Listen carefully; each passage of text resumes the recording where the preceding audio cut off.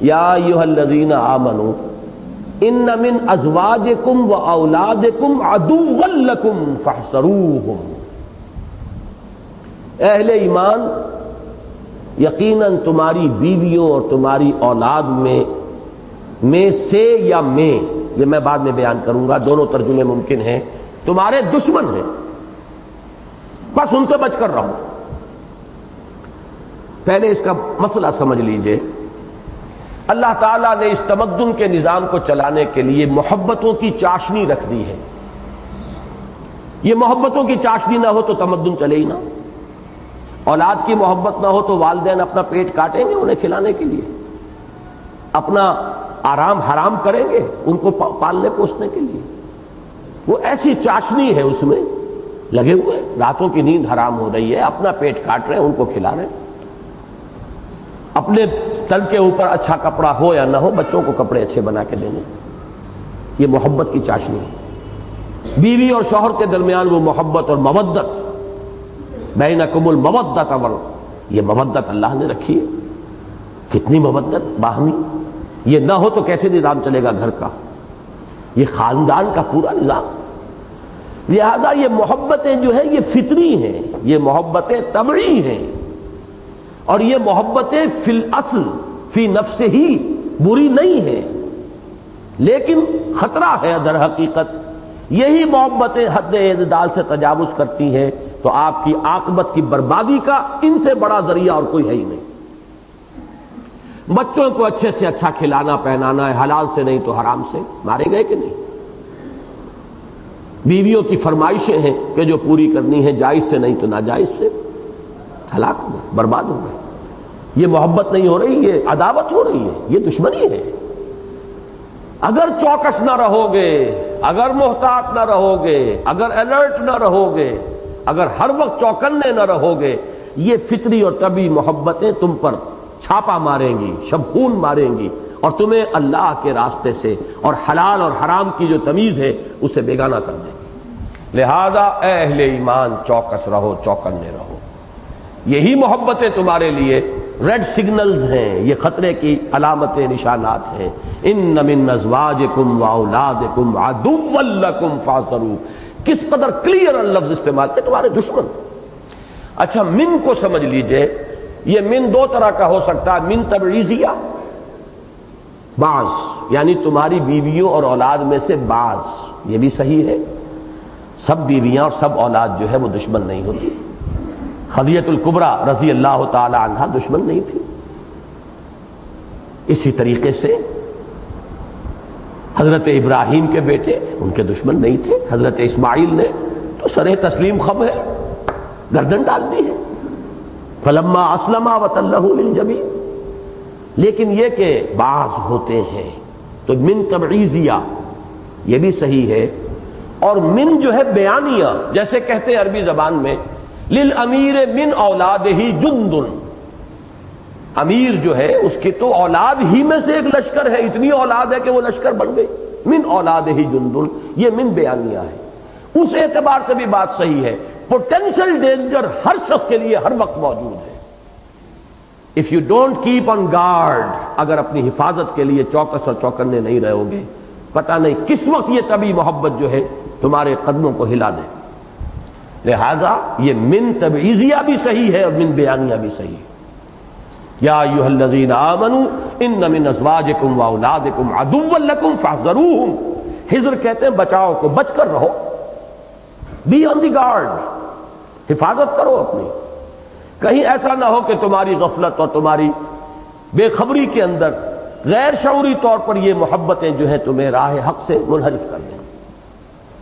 ان من ازواجکم واولادکم عدوا لکم فاحذروہم۔ لیکن اس میں توازن کا کمال یہ ہے، جیسے میں نے عرض کیا تھا یہ محبت اللہ نے رکھی ہے، اور اللہ چاہتا ہے کہ یہ محبتیں رہیں۔ اللہ تعالیٰ گھر کی زندگی کے اندر چاہتا ہے محبت کی چاشنی ہو، صرف یہ کہ حد اعتدال سے تجاوز نہ کرنے تو اللہ اور اس کے رسول اور اللہ کی راہ میں جہاد کی محبت سے بالا تر نہ ہو جائیں۔ قل ان کان آباؤکم وابناؤکم واخوانکم وازواجکم وعشیرتکم وَأَمْوَالٌ اقْتَرَفْتُمُوهَا وَتِجَارَةٌ تَخْشَوْنَ كَسَادَهَا وَمَسَاكِنُ تَرْضَوْنَهَا أَحَبَّ إِلَيْكُم مِّنَ اللَّهِ وَرَسُولِهِ وَجِهَادٍ فِي سَبِيلِهِ فَتَرَبَّصُوا حَتَّى يَأْتِيَ اللَّهُ بِأَمْرِهِ وَاللَّهُ لَا يَهْدِي الْقَوْمَ الْفَاسِقِينَ۔ ان 5 محبتیں اور 3 محبتیں مال و اسباب دنیاوی کی، انہیں اللہ اور اس کے رسول کی محبت، اللہ کی راہ میں جہاد کی محبت سے نیچے نیچے رکھو۔ یہ ہے ہدایت، یہ ہے توحید، اور بالا تر ہو گئی یہی کفر، یہی شرک، یہی گمراہی، یہی بربادی، یہی گویا کہ تمہاری عاقبت کی تباہی۔ لیکن گھر کی زندگی میں دیکھیے 3 الفاظ آئے ہیں اب بیلنس کرنے کے لیے، وَإِن تَعْفُوا وَتَصْفَحُوا وَتَغْفِرُوا، اگر تم معاف کرتے رہو اور چشم پوشی سے کام لو اور ڈھانپتے رہو، کور کرتے رہو، یہ میں ابھی وضاحت کر دوں گا۔ 3 الفاظ۔ اعفاء کے معنی ہے رسی ڈھیلی کرنا، چھوڑ دینا، ہر وقت جو ہے کسے رکھنا نہیں ہے، ہر وقت کی روک ٹوک نہیں ہے، کوئی ڈھیل بھی دو، معاف بھی کرو۔ اعفاء کے معنی اب یہاں نوٹ کر لیجئے، اعف اللحا، داڑھی بڑھاؤ، داڑھی کو چھوڑ دو، داڑھی کو چلنے دو۔ عفو کے معنی یہی ہے، روک ٹوک نہ ہو، چلنے دو۔ وَإِن تَعْفُوا، اگر تم معاف کرتے رہو، ڈھیل دیتے رہو۔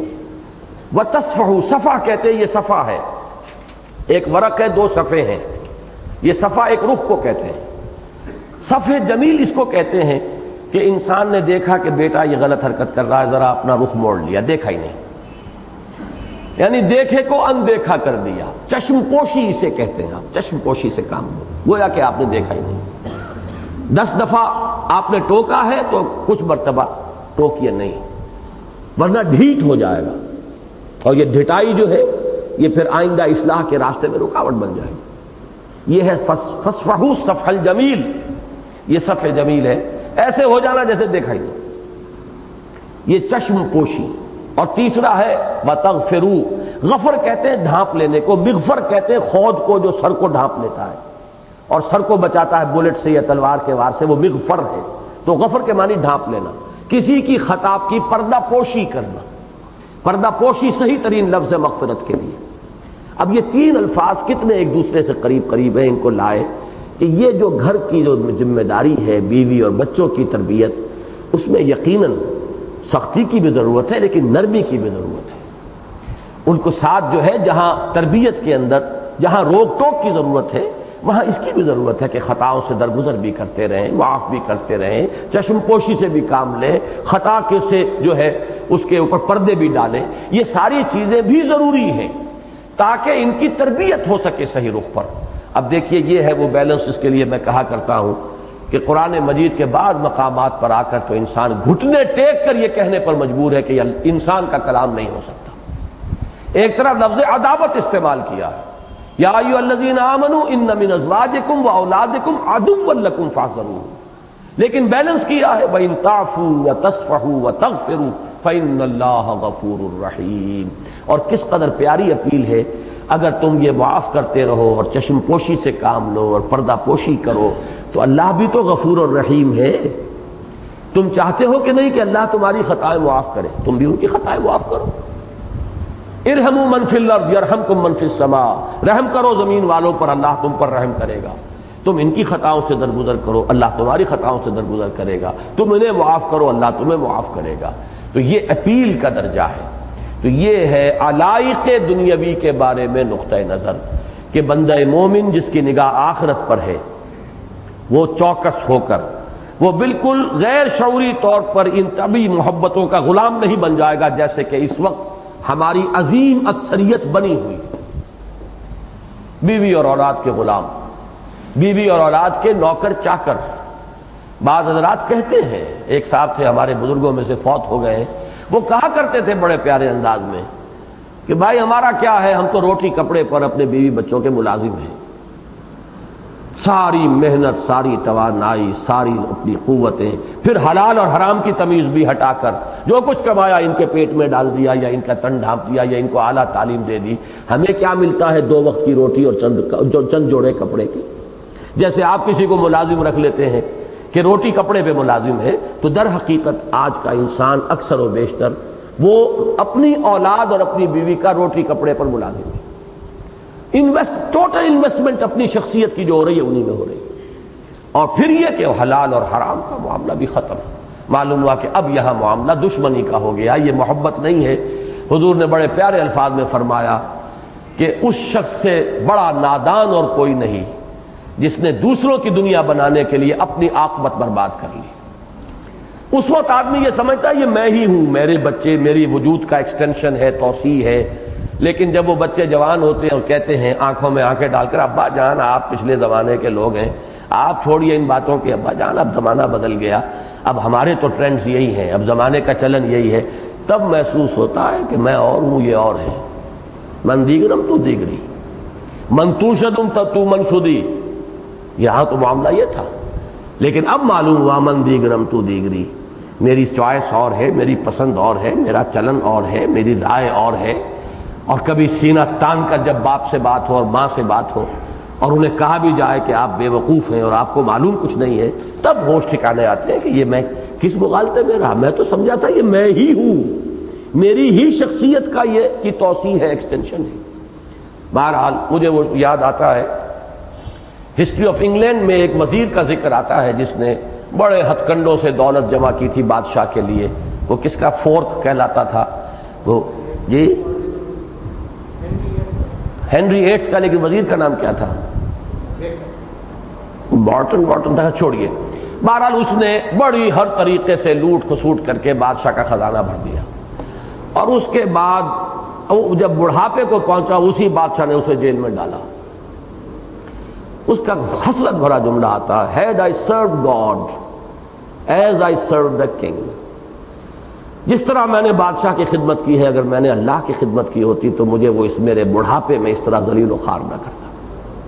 یہ حسرت اس وقت ہوتی ہے جا کر جس طرح ہم نے اپنے آپ کو اپنے اولاد کے لیے پانی کر دیا.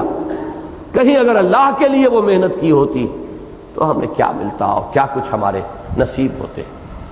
یا ایھا الذین آمنوا ان من ازواجکم واولاد. اچھا یہاں بھی یہ نہ ہو، اولاد کا حق ہے، ان کو پالنا پوسنا آپ کے ذمہ ہے، امانت ہے اللہ کی آپ کے پاس، لیکن حلال سے کماؤ اور کھلاؤ، اللہ کے حکم سے سرتابی نہ ہو. یہ اپنی جگہ محبت کرو، اللہ کی محبت سے بالا کرنا ہو جائے، اپنی ذمہ داری ادا کرو، یہ اللہ کی طرف سے ڈالی ہوئی ہے ایک ذمہ داری. اسی لیے تو ہے بچہ فوت ہو گیا ہے تو دعا کیا ہے جنازے کی؟ اللہم اجعلہ لنا فرطا واجرا وذخرا. پروردگار اس بچے کو ہمارے لیے اس آخرت کے اندر اجر اور ذخیرہ بنا دے ہمارے لیے، ہمارے اجر، اس لیے کہ تیری امانت تھی، ہم نے اس کو پالا پوسا ہے، تیری طرف سے ہمارے پاس ایک امانت تھی. اگر امانت سمجھ کر پال پوس رہے ہیں تو جو کچھ کر رہے ہیں وہ اللہ کے ہاں بھی اجر و ثواب کا ذریعہ بن جائے گا. اور جہاں طبی محبت کے تحت ہو رہا ہے وہاں خطرہ یہ ہے کہ کسی بھی وقت وہ پالا جو ہے اس کو آپ کراس کر جائیں گے اور حلال سے بڑھ کر حرام کے اندر منہ مار دیں گے. یا ایھا الذین آمنوا ان من ازواجکم واولادکم عدوا لکم فاحذروہم وان تعفوا وتصفحوا وتغفروا فإن اللہ غفور رحیم.